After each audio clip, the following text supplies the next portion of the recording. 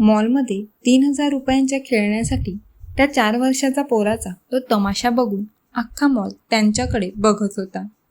तो हातपाय आपटत होता, किंचाळत होता.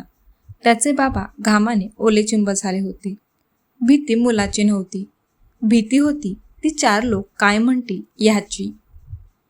त्या ऑकवर्ड शांततेत त्या बापाने खिशातून कार्ड काढलं आणि ते खेळणं विकत घेऊन मुलाच्या हातात दिलं.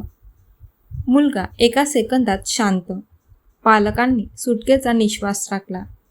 तुम्हाला वाटलं असेल चला विषय संपला.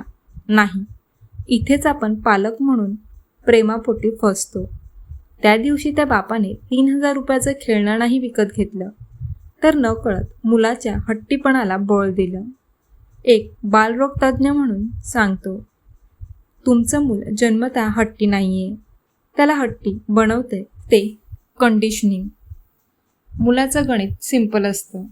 मी एकदा रडलो की आई नाही म्हणते, 2दा रडलो की बाबा ओरडतात.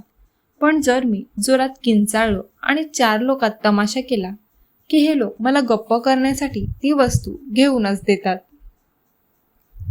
जेव्हा तुम्ही 10 मिनिटांच्या रडण्यानंतर बरं बाबा घे आणि गप हो एकदाचा म्हणून ती वस्तू देता, तेव्हा मुलाचा मेंदू हाच धडा गिरवतो.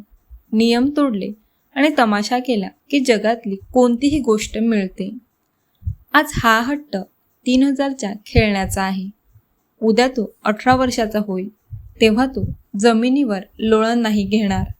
तेव्हा तो मला 2 लाखांची बुलेट पाहिजे, नाहीतर मी जेवणार नाही, घरी येणार नाही असं म्हणून तुम्हाला इमोशनल ब्लॅकमेल करेल. तेव्हा काय कराल?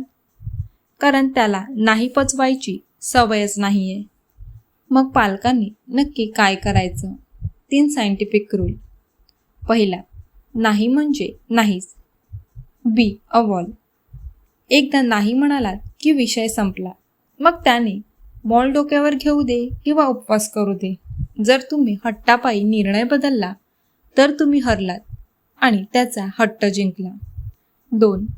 सावध दुर्लक्ष. Active ignoring.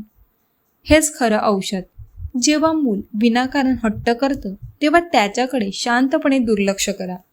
लोकांकडे बघू नका. लोक 5 मिनिटं बघतील आणि विसरून जातील. पण जर तुम्ही लोकांच्या भीतीपोटी मान झुकवली तर मुलाला सवय लागेल.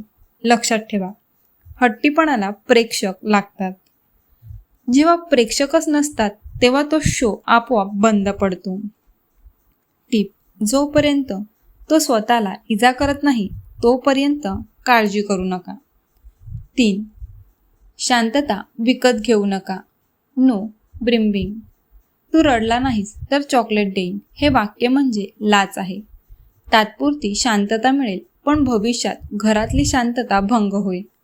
पालकांनो, त्यांच्या डोळ्यातले आजचे अश्रू परवडले, पण भविष्यातल्या उद्ध्वस्त आयुष्याचे अश्रू नकोत. पणखर व्यक्तिमत्व घडवायला पालकांनाही थोडं दगडासारखं घट्ट व्हावं लागतं.